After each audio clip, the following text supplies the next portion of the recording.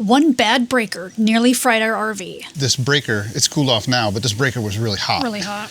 But our surge protector with EMS and EPO shut it down before disaster struck. Let's break down what happened and how to protect your RV from silent killers like these. Normally, Jeremy takes all the technical stuff, but this week we're kicking him to the curb, and I'm gonna do it because I got it. If you watched our video last week, you know we had a little shore power issue. Well, we actually had a couple. We had a shore power cable that needed to be repaired, and we also lost shore power.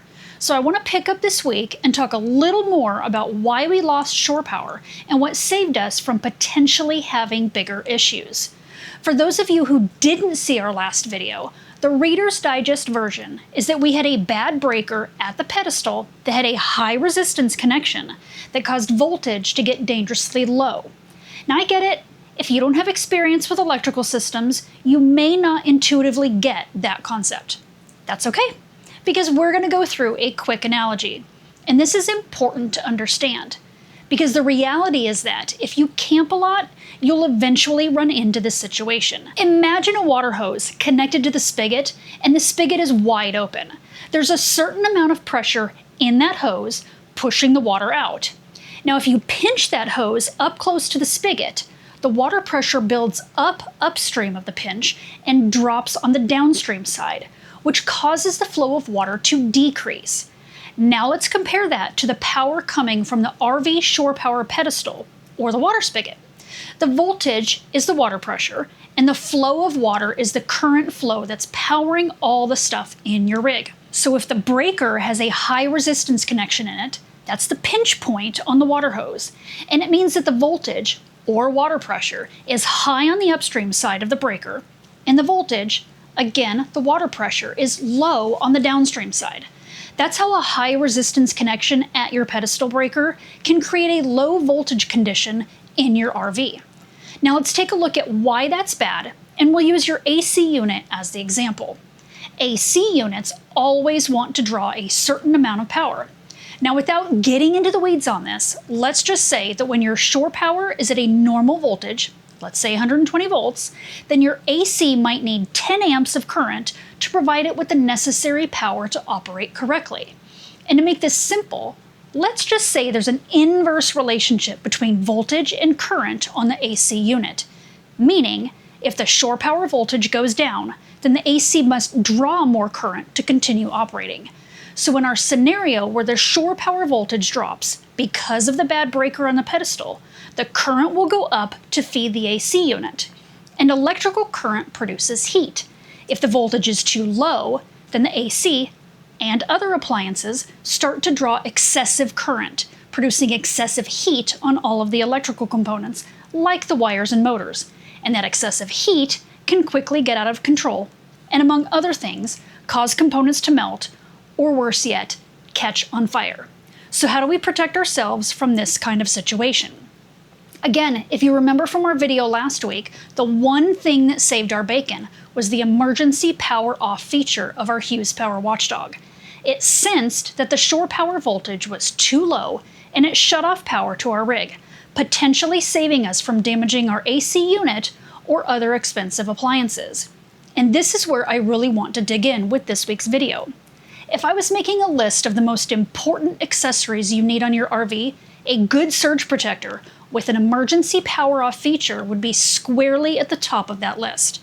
Here's where I see a lot of folks making the same mistake, because not all surge protectors are the same. All surge protectors will reduce the chance your rig will suffer damage from a power surge. But not all surge protectors will protect you from the dirty power that we find at campgrounds all too often. And the reality is that you are far more likely to experience dirty power at a campground than you are a power surge. We've been living and traveling full-time in our RV for more than 4 years now, and aside from a lightning strike that hit about 10 feet from a friend's rig, I haven't heard of anyone getting hit with a power surge. Now, I'm not saying it doesn't happen. I'm just saying it's far less likely than seeing your dirty power at your pedestal. So let's take a quick look at what most basic surge protectors do and don't do. A basic surge protector will generally do two things. It will reduce the chances of damaging your appliances as a result of a power surge. I think we all get that. And most reputable surge protectors will also monitor the power at the pedestal. The problem with these basic surge protectors is that even if they do monitor the power, they don't do anything about it if they detect an issue like low voltage, high voltage, or an open ground. These are all very hazardous conditions for your RV, and some of them are hazardous to you. Let's take a look at a couple of examples. As a quick side note, all of these are reputable brands. All have some level of surge protection, and all are available in either 30 or 50 amp. This is a Camco basic surge protector. As you can see, it does a lot of monitoring, but doesn't take action when it sees a fault. Next is Progressive Industries. Again, it has all the fancy lights for monitoring your power, but falls short of actually providing protection against dirty power. The last one we'll look at is the THIS Power Watchdog, another surge protector that fails to take action when you need it most. Now let me say that these are all solid choices for surge protection, and the THIS even comes with Bluetooth technology that allows you to remotely monitor things like voltage, current, power, and frequency. But the thing they all lack is that added layer of protection that can only be provided by an emergency power off feature.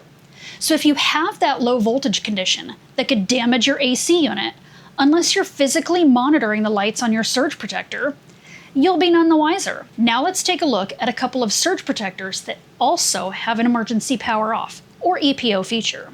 First, from Progressive Industries, you can see this surge protector has an electrical management system, EMS, which means that it has that EPO feature that we need. Then we have the THIS Power Watchdog with EMS. The 50 amp version of the THIS is my surge protector EMS of choice because of the app interface, and you can purchase a new surge module if you take a big enough surge that fries it. You can pick up a new surge module on Amazon for about $40 or $50, compared to spending several $100 on a whole new unit. These modules are super easy to replace. I'm going to hand this over to Jeremy now so he can talk about an issue we encountered with a customer's rig last week. Okay, so I had an opportunity to work on a customer's rig last week who also had an issue with his shore power. I won't go into the nitty-gritty details, but this customer had an open neutral in his shore power cable that was plugged into just a basic surge protector. His situation was kind of unique because his RV didn't present any symptoms of the open neutral until there was a load on shore power. Meaning, when he first pulled into a site, he plugged his surge protector right away into the pedestal, like most of us do, but since he didn't have his shore cable connected and under load, the surge protector didn't see any faults. But as soon as he connected his cable and put some load on it, the open neutral reared its ugly head, which resulted in damaging one of his AC units and completely took out his microwave. In addition to that, the damage to the AC caused a short between his ground and neutral wires, which then took out his GFCI outlet in the bathroom, which also needed to be replaced. I helped him fix the outlet, but he wanted to wait until he got home to fix the AC and the microwave. The microwave's toast, and depending on the extent of the damage, he also may need a whole new AC. Together, after cost of parts and labor, that could easily be a $2,000 repair job that could have been prevented by a $200 or $300 surge protector with an EMS. All right, I don't want to drag this out much longer, but what I want to say is that I can't stress how important it is to get a surge protector with an EMS so you get that EPO function. They're pricier than the basic surge protectors, I get it, but it's a small price to pay when compared to having to replace an entire AC unit. We'll put some links in the video description below for some of the surge protectors that we trust and recommend. And as always, we will never recommend a product that we wouldn't use in our own rig. So no matter which one you choose, we have full confidence that it'll help protect your RV.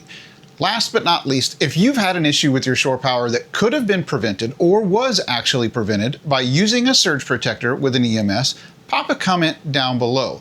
Let us know what happened and, what kind of collateral damage it caused in your rig.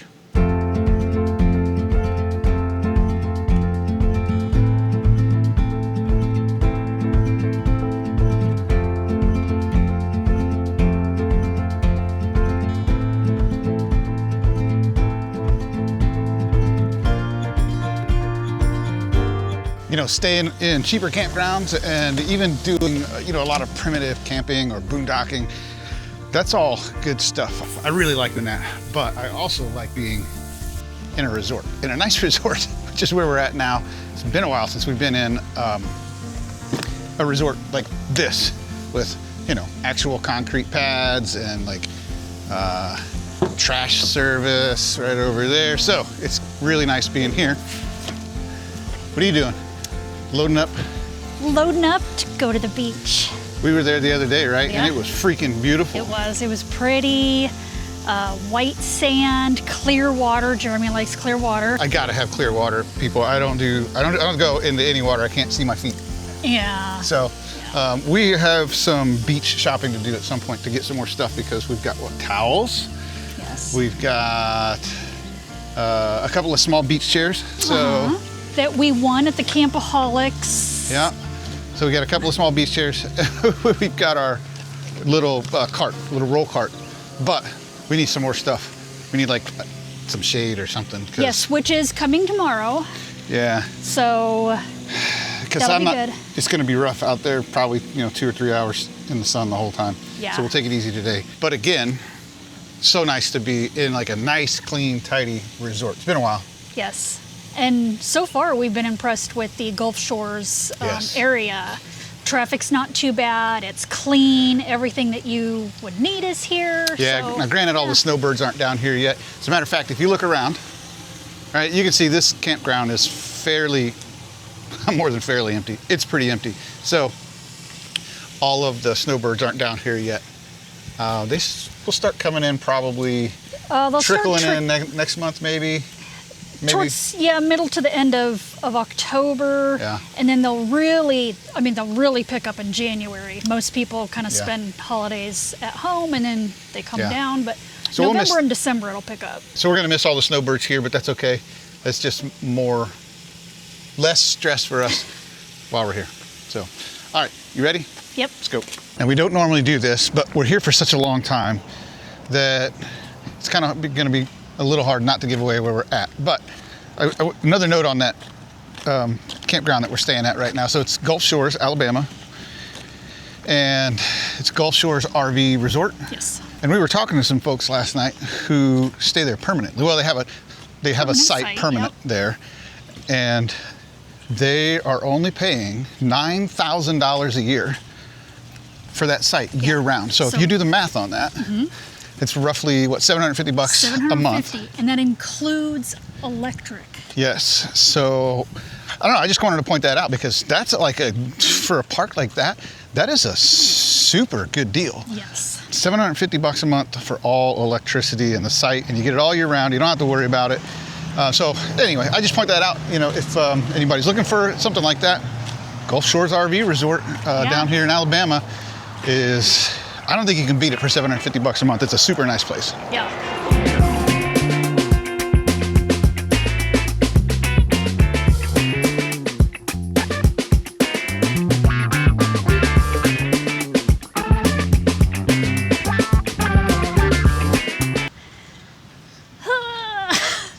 That's what I figured was going to happen. Look, Gonna have to drag it. Needs bigger wheels. it does. I'd help you, but I gotta do the camera. Yeah, thanks.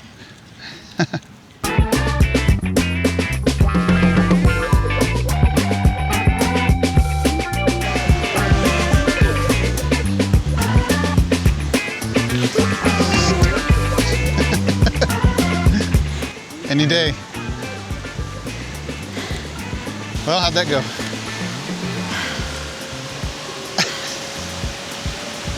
I'll let you know when I can breathe. Okay.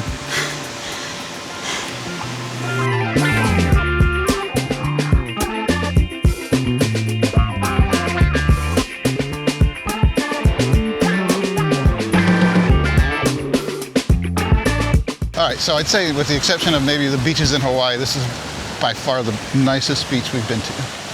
Yes. Well, Cancun, the problem with Cancun is when we were there, they had the seaweed issues. Which is pretty common. Yeah, which is pretty common down there. The water is nice down there, it's good temperature. But this one, no seaweed problems. The water temperature is freaking perfect. Yes. So I see us spending a lot of time at the beach here.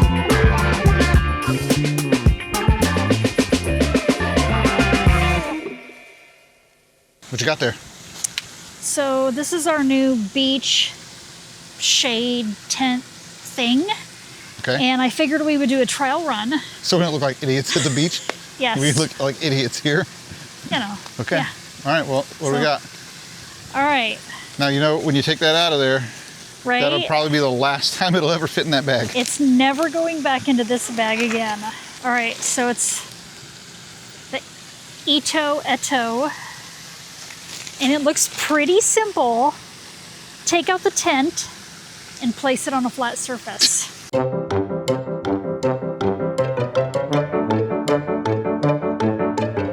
These are real world circumstances though, because there's probably going to be wind at the beach. All right. Insert one end of a pole into the pole sleeve with the same color band.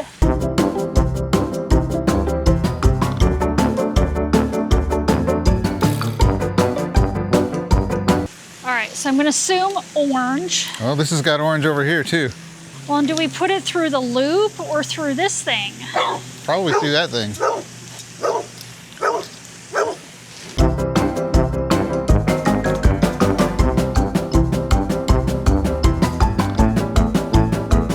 All right, so here's black and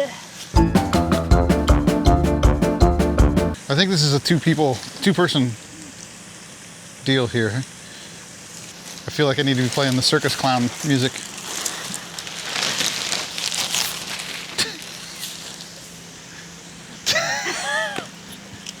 All right, let me get the camera set up and I'll help you. Hang on.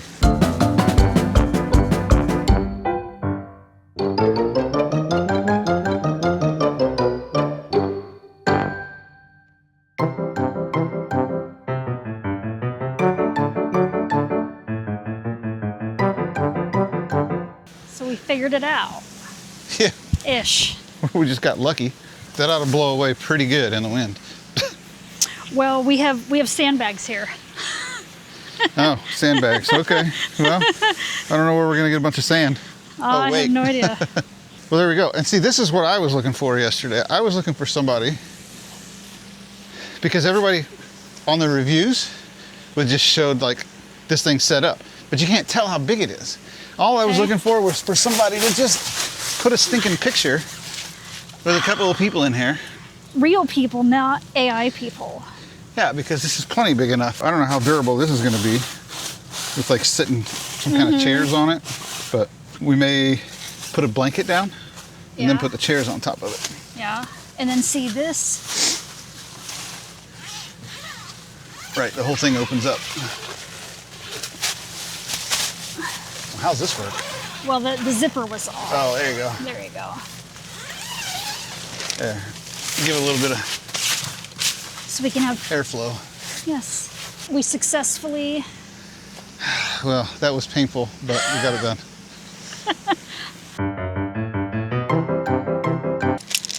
and we have tent stakes to further secure it, along with our little sandbags on the side to give it added weight.